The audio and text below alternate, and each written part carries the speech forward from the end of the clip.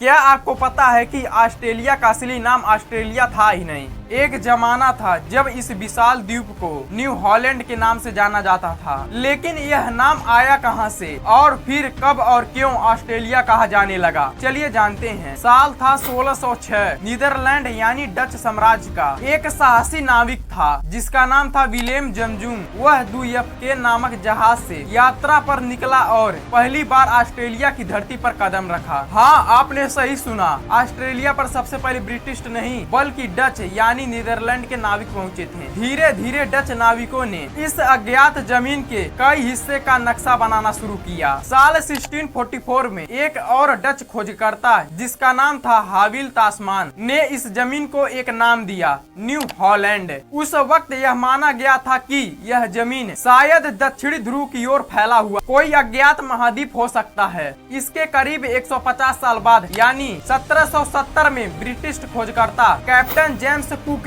Australia के पूर्वी किनारे पर पहुंचे। उन्होंने उस हिस्से का नाम दिया न्यू साउथ वेल्स और इसे ब्रिटेन के लिए कब्जा कर दिया। धीरे धीरे ब्रिटिश साम्राज्य का विकास होता गया और 1788 में पहला पेनल कॉलोनी भी यहीं बनाई गई। 19वीं सदी की शुरुआत तक लोग इस जमीन को दो नामों से जानते थे, पश्चिमी हिस्से को न्यू हॉलैंड और पूर्वी हिस्से को न्यू साउथ वेल्स। लेकिन फिर आया बदलाव। साल 1804 में मैथ्यू फ्लिंडर्स, जो एक ब्रिटिश नाविक और नक्शा नवीस थे, उन्होंने एक सुझाव दिया, इस पूरे द्वीप को एक ही नाम दिया जाए। फ्लिंडर्स ने कहा कि इस विशाल जमीन के लिए टेरा ऑस्ट्रेलिया यानी साउथर्न लैंड सबसे उचित नाम होगा। हालांकि उस समय इस नाम को तुरंत मान्यता नहीं मिली, लेकिन समय के साथ साथ ऑस्ट्रेलिया नाम लोकप्रिय होता गया और आखिरकार 1824 में ब्रिटिश सरकार ने आधिकारिक तौर पर इस महाद्वीप का नाम ऑस्ट्रेलिया रख दिया। न्यू हॉलैंड नाम धीरे धीरे इतिहास के पन्नों से गुम हो गया। लाइक सब्सक्राइब करना मत भूलिएगा।